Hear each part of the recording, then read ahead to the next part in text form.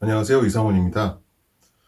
이번 시간에는 경력사원의 이직에 대해서 한번 얘기를 해보려고 하는데요. 취업 얘기를 하다 보면은 새롭게 회사를 취업하려는 취업준비생들 뿐만 아니라 현재 재직 중인데도 불구하고 다른 회사를 취업하려고 하는 그런 이제 경력 이직자들, 경력 이직 희망자들의 질문도 많이 받게 됩니다. 그래서 사실 경력 이직에 대해서는 제가 거의 뭐 여러분들의 상상을 초월하는 끝판왕이라고 할 수 있습니다. 왜냐하면은 여러분들의 상상을 초월하는 굉장히 많은 수의 회사를 이직한 경험이 있기 때문입니다. 그러다 보니까 이직에 관해서는 뭐 나름대로 쌓인 노하우도 많고 그 다음에 이제 할 말도 많아요. 근데 그럼에도 불구하고 지금까지 이제 경력 사원의 이직에 대해서 잘 얘기를 안 한 것은, 이 경력 사원의 이직이라고 하는 것이 사실 회사 입장이나 아니면 개인으로서도 그닥 잦은 이직은 좋지 않다고 생각을 했기 때문입니다. 예. 일단은 경력 사원이 이직을 자주 하면은 어떤 장점이 있냐면은 연봉이 계속해서 오를 수가 있죠. 예. 아무래도 다니고 있는 회사를 다니고 있는 사람을 자기 회사로 데려오려면은 연봉 조금이라도 좀 더 줘야 이제 데려올 수 있으니까요. 그러다 보니까 본인이 능력을 인정받고 그러면은 계속적으로 연봉이 오를 수 있다는 그런 장점이 있습니다. 그다음에 두 번째 장점은 여러 회사를 다니다 보니까 이제 경험이 풍부해지는 거죠. 예. 쌓을 수 있는, 그죠? 본인한테 쌓일 수 있는 기술이 굉장히 많아질 수 있다라고 하는 그런 장점이 있는데, 반면에 굉장히 치명적인 단점으로는 회사를 자주 옮긴 사람들에 대한 이제 기업의 시선이 그닥 좋지는 않다는 거죠. 예. 예. 그러니까 이 사람이 뭐 능력이 좋아서 이제 자주 옮긴다고 하더라도 회사 입장에서는 일단은 입사를 했으면은 거기서 좀 진득하니 오래 일할 수 있는 사람을 좋아하는 반면에, 자주 나갈 수 있는 사람들은 이제 그닥 선호하지 않는 편이거든요. 예, 그러다 보니까 어느 정도 너무 자주 회사를 옮겨가지고 이제 이력서에 다닌 회사에 뭐 이제 그 줄 수가 많아지면 많아질수록 굉장히 이제 안 좋게 보는 경향이 있습니다. 그래서 저 같은 경우는 이제 그런 것 때문에 굉장히 이제 난처한 경우가 많았는데요. 그래서 저는 사실 잦은 이직을 그렇게 추천하진 않아요. 그런데 사실 뭐 저도 그렇고요. 현재 다니는 회사가 너무 싫은 사람은 옆에서 뭐라고 하더라도 그 말이 잘 안 들리죠. 뭐 회사가 싫어 죽겠는데 어떻게 나가야지. 그래서 뭐 이런저런 얘기를 드려봐야 별로 소용이 없을 것 같고요. 일단은 회사를 나가겠다라고 일단 마음을 먹으셨다면은, 그러면 이제 조금이라도 좀 좋은 조건에서 성공적인 이직을 하시는 게 나을 거다라고 생각을 해서 이 시간부터는 이직에 대한 얘기도 같이 한번 좀 드려보도록 하겠습니다. 자, 일단 경력자가 다른 회사에 취업을 하기 위해서는요, 가장 중요한 게 뭐라고 할 수 있냐면은, 첫 번째가 타당한 퇴사의 이유입니다. 이게 직무 경험이나 직무 연관성이나 이런 것보다 가장 중요해요. 왜냐하면은 회사를 다니다가 조직을 이제 나온다는 얘기는 뭐예요? 잘못하면은 이 사람이 사회생활 혹은 조직생활에 적합하지 않은 사람일 수 있다라고 하는 가능성을 보이는 겁니다. 예, 그러다 보니까 퇴사한 이유를 좀 집요하게 물어보는 편이에요. 그럴 때 여러분들이 이제 얼마만큼 제대로 잘 대답하느냐, 그죠? 얼마만큼 타당성이 있느냐, 그 이유가 거기에 대해서 따라서 아주 당락이 많이 결정이 되는 그런 경향이 있죠. 자, 일단은 타당하다고 볼 수 있는 이유가 뭐가 있을까요? 첫 번째는 연봉. 그렇죠. 아무래도 뭐 본인이 일한 거에 비해서, 그 다음에 업계에서 어느 정도 이 정도 연봉이다라고 생각되는 그 정도의 연봉도 안 되는 임금을 받으면서 일하기는 아무래도 누구나 싫을 겁니다. 돈을 벌려고 회사를 다니다 보니까. 그러니까 연봉이 많이 차이가 난다. 일반적으로 생각되는 그런 연봉보다 굉장히 수준이 낮다. 그러니까 연봉이라고 하는 게 그냥 연봉이 낮아서 그 회사를 그만두게 됐습니다 라고 했는데 그 전에 받았던 연봉보다 만약에 자기가 지원하는 회사의 연봉이 더 적으면은, 그죠? 그러면 어때요? 낭패죠. 그러니까 연봉이 차이가 많이 나야 됩니다. 그죠? 차이가 커야 됩니다. 일단 그런 조건이 있고요.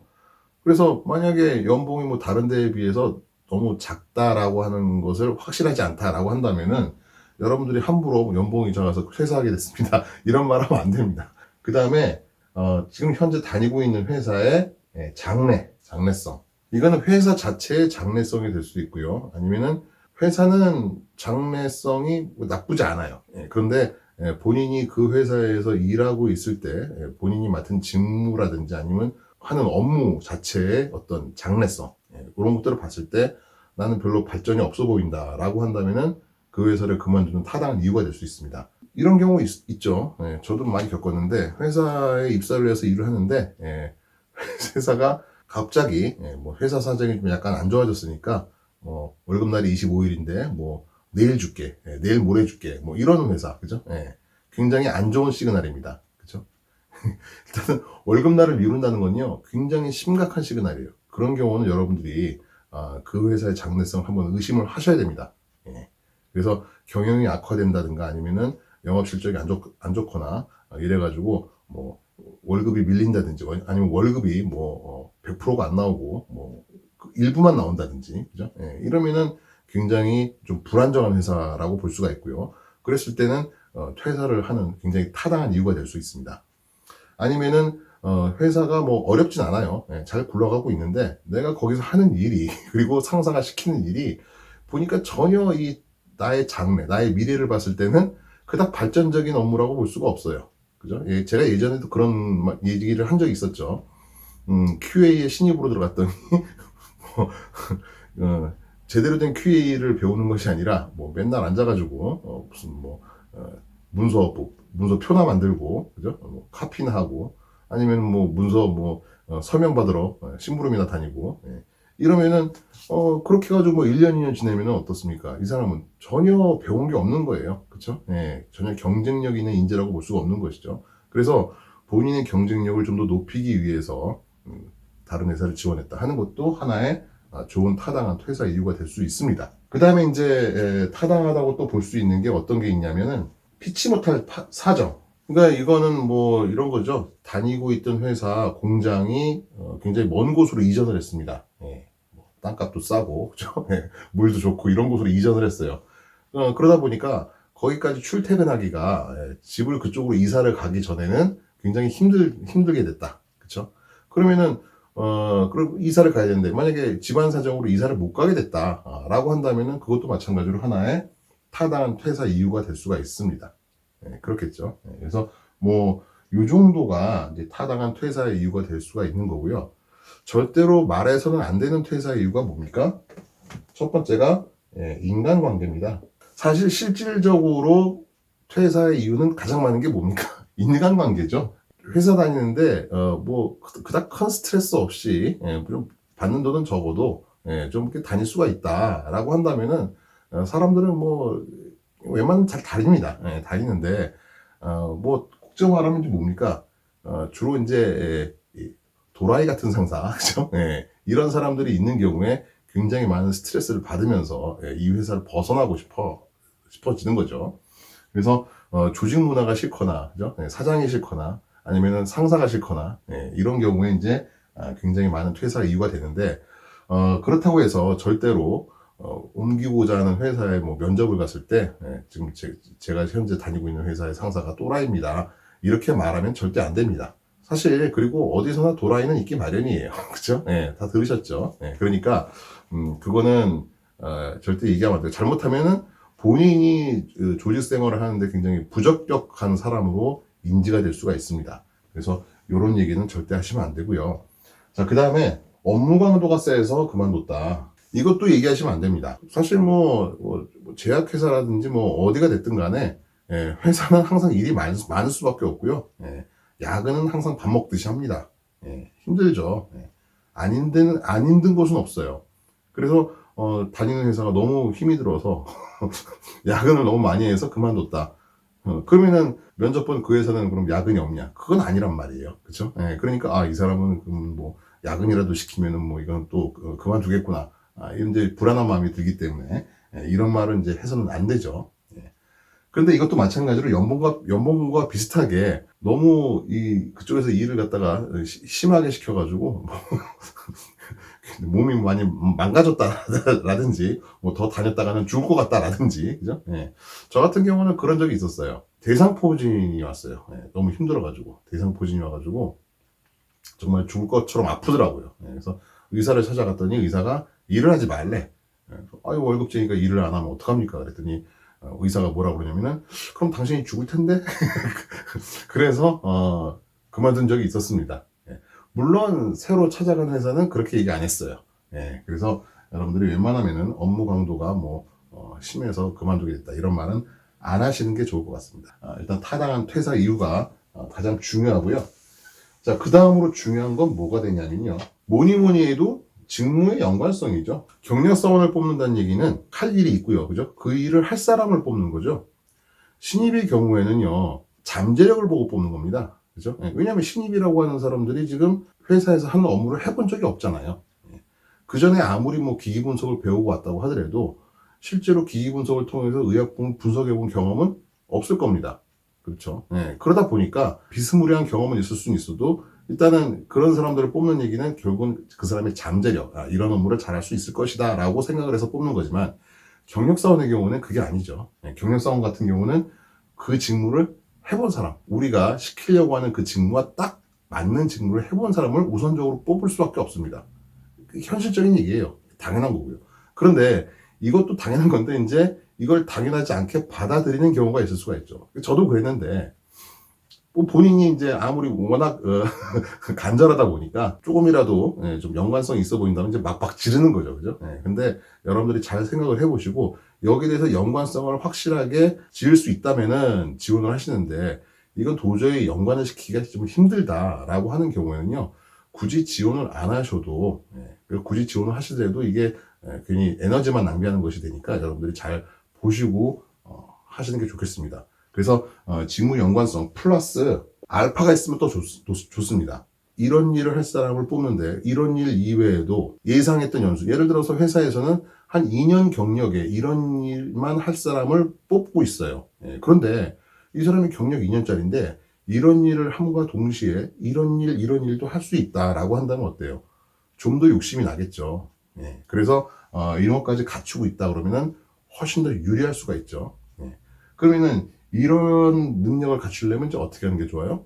지금 현재 다니고 있는 회사에서 웬만하면은 많은 일을 한번 해보시기를 추천을 드립니다.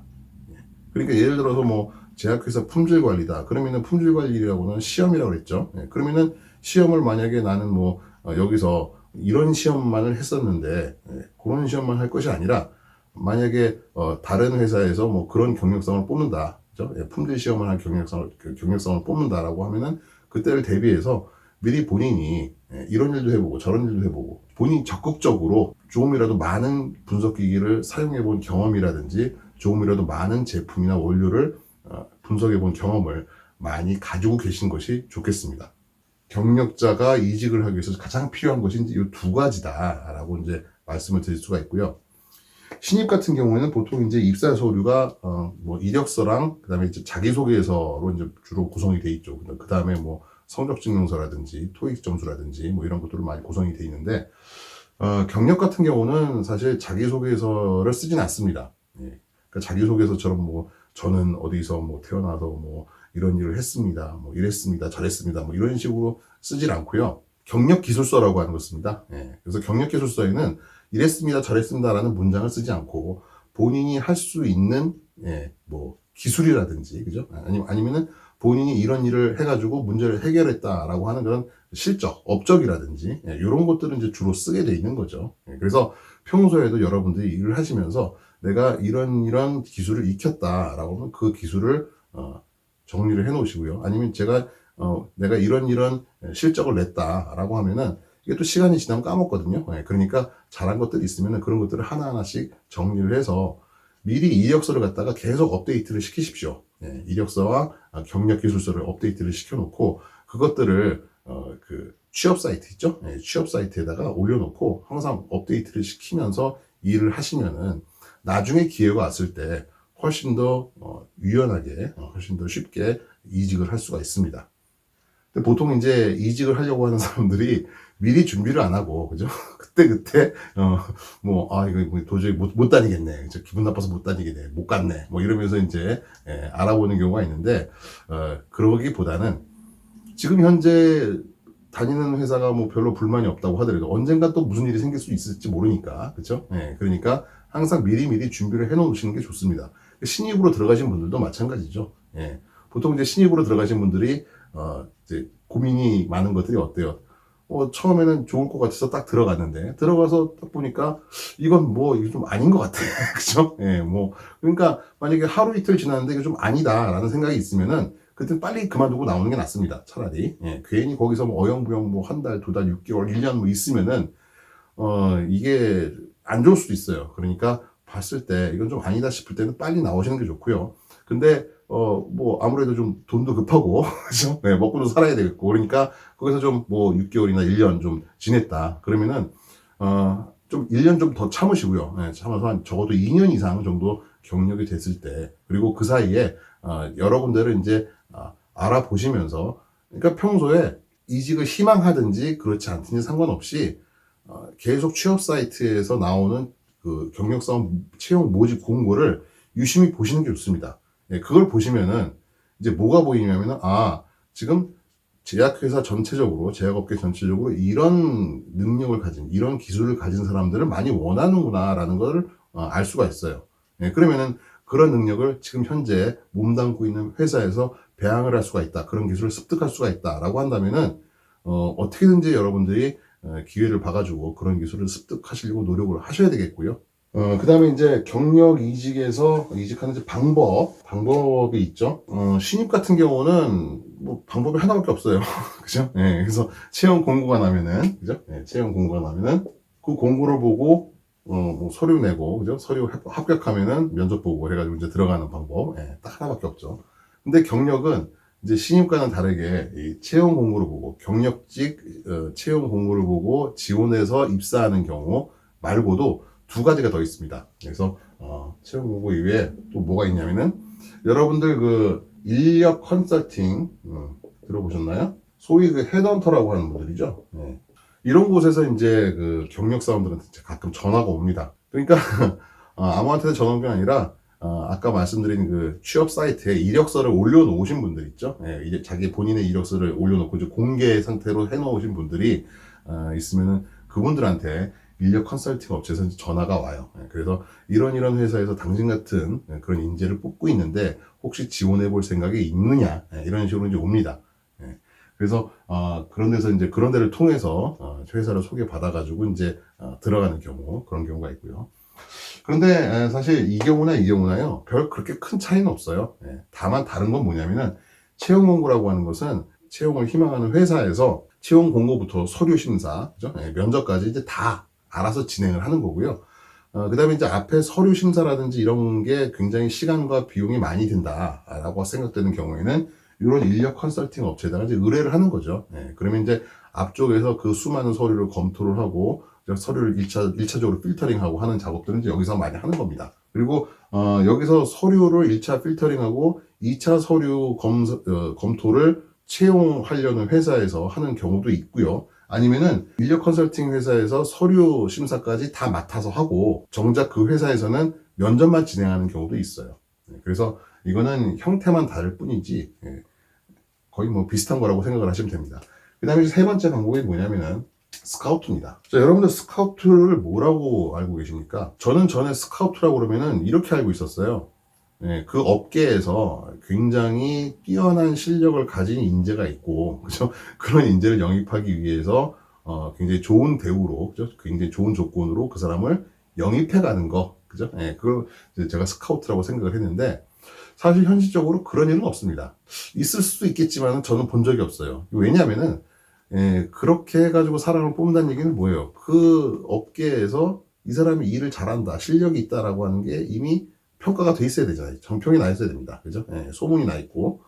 그런데 뭐 그런 소문 들어본 적도 없고요. 그 다음에 이 사람이 실력이 있다 없다라고 하는 게 뭐 평가 기준이라는 것도 없어요. 그렇죠. 뭐 제약회사에 다니는 모든 직원들이 뭐 1년에 한 번씩, 그죠? 뭐 전국 모의고사를 봐가지고 뭐 등수를 매기는 것도 아니고요. 그러다 보니까 뭐 누가 더 일을 잘하는지 못하는지 결국은 회사 상황에 따라 또 상대적으로 달라질 수도 있고, 그러다 보니까 뭐 그런 경우는 있을 수가 없고, 사실은 스카우트라고 하지만은 결국 뭐냐면은 지인의 소개 내지는 추천입니다. 그러니까 채용하고자 하는 회사에 다니고 있는 어떤 좀 영향력을 많이 발휘할 수 있는 어떤 사람이 내가 아는 사람인데 그 사람이 나를 강력하게 추천을 해서 그 회사에서 나를 뽑아가는 거. 물론 그냥 아무 조건 없이 뽑아가는 건 아니에요. 그 사이에도 이제 물론 뭐 서류 심사라든지 면접이라든지 이런 것들이 있을 수가 있는데 아무래도 이제 다른 1번, 2번보다는 3번이 좀 들어가기가 좀 수월한 면이 없잖아 있습니다. 그래서 그렇고요. 그러면 이 지인이라는 사람이 과연 누구냐? 교수님은 아니에요. 그죠? 교수님은 경력이니까 교수님은 아니고요. 내가 같이 일했던 상사분이 보통 이제 그런 역할을 하는 경우가 많습니다. 예를 들면 제가 연구소에서 연구원으로 취업을 했어요. 근데 그때 연구소장님이 계셨습니다. 근데 이 연구소장님이 제가 일하는 것을, 제가 일한 결과를 평소에 굉장히 좋게 보셨어요. 그러다가 이분이 어느 순간 뭐 회사를 그만두거나, 그죠? 딴 곳으로 가거나, 뭐 이런 경우가 생겼다. 그런데 딴 곳으로 가는데 그분이 만약에 제가 마음에 들어서 그죠? 그래서 그런 일을 할 사람은 저를 갖다가 좀 뽑았으면 좋겠다라고 하는 경우, 그래서 그 회사로 데려가는 경우, 이런 경우가 바로 이제 스카우트가 일어나는 경우라고 보시면 됩니다. 그러니까 뭐 스카우트라는 게 굉장히 뭐 일을 잘하는 어떤 뭐 대단한 사람이 있어가지고 이 사람을 뭐 데려가고 뭐 이런 게 아니라 그죠? 뭐 소문 듣고 찾아와서 데려가는 게 아니라 보통 이제 지인의 추천 이런 것들이 이제 스카우트라고 보시면 되겠고요. 그러다 보니까 가장 그래도 용이한 방법이 이제 스카우트고요. 그 다음이 이제 인력 컨설팅입니다. 가장 들어가기 힘든 게 이제 채용 공고라고 볼 수 있죠. 인력 컨설팅을 통하는 통하는 게 이제 어려운 건 뭐냐면은 이 업체들은요, 일단은 사람을 가장 잘 맞는다고 생각되는 사람들을 소개를 시켜주면 이 사람들의 일은 끝나는 거예요. 그리고 자기가 소개시켜주는 그 업체에서 소개시켜주는 지원자가 그 회사에 입사를 하면은 그 회사에서 받는 연봉의 일정 비율을, 그죠? 일정 퍼센트를 여기서 이제 수수료로 받습니다. 지원자는 여기다 돈을 안 내죠. 그래서, 그러다 보니까 여기서는 이제 보통 웬만하면 연봉이 좀 높은, 좀 연수가 된 사람들을 많이 소개시켜 주려고 하는 경향이 심하고요. 그러다 보니까 뭐 사원이나 주임급이나 이런 사람들한테 별로 연락이 잘 안 올 겁니다. 적어도 한 과장급 이상 정도 되는 사람들한테 연락이 많이 오는 경향이 있고요. 그 다음에 추천해줄 사람이 그렇게 많지 않은 상태에서 뭐 한두 사람을 갖다가 이제 여기다가 이 회사에다가 이제 소개시켜줘가지고 집어넣어야 되겠다 하는 경우에는 그 사람들이 좀 회사에 좀 수월하게 들어갈 수 있도록 좀 약간 조언이라든지 뭐 자소서라든지 그러니까 경력기술서라든지 이력서 같은 것들을 좀 첨삭 지도를 해줄 수도 있고요. 아니면은 면접을 볼 때 좀 여러 가지 조언을 해줄 수도 있습니다. 근데 만약에 뭐 소개시켜주는 지원자가 굉장히 많다 하는 경우에는요, 이 사람들은 사실 뭐 이 경우나 이 경우는 뭐 별 다를 게 없어요. 그죠? 그래서 그런 차이점이 있고요. 채용 공고는 뭐 아시다시피 아까도 말씀드렸죠. 그래서 뭐 퇴사 이유가 확실해야 되고요. 그 다음에 이제 직무의 연관성이 확실하게 돼 있어야지 들어갈 수가 있는 것이죠. 그래서 제 경험으로 봤을 때도요, 사실 이렇게 해서 들어가는 경우가 제일 많았습니다. 이렇게 해서 들어가는 경우가 제일 많았고요. 그 다음에 이제 컨설팅을 통해서 들어가는 경우가 있었고, 제일 힘든 게 이제 요 경우죠. 이렇게 해서 들어가는 경우는 정말 굉장히 드문 경우였습니다. 그리고 들어가더라도 사실 굉장히 스펙을 좀 하향으로 해가지고 이제 어쩔 수 없이 먹고 살기 위해서 이제 들어가는 경우, 그런 경우였다고 볼 수 있죠. 그래서 이번 시간에는 일단 경력 이직을 위해서 가장 중요한 게 뭐냐. 첫 번째로는 타당한 퇴사 이유, 두 번째는 직무의 연관성, 그거랑 그 다음에 이제 경력사원이 이직하는 방법에 대해서 단순히 경력사원 채용 공고뿐만 아니라 요런 방법도 있다라는 것까지 말씀드렸고요. 다음 시간에는 그러면은 이직을 잘 준비하기 위해서는 어떻게 해야 되느냐. 그러니까 스카웃이 되기 위해서 이런 지인들한테 내가 일을 잘한다는 이런 인상을 주기 위해서는 어떻게 하는 것이 좋은지, 그 다음에 어떻게 하면은 내가 이 채용 공고에 맞는 직무 연관성 맞는 여러 가지 직무를 좀 많이 그런 기술을 익힐 수가 있는지 이런 것에 대해서 말씀을 드리도록 하겠습니다.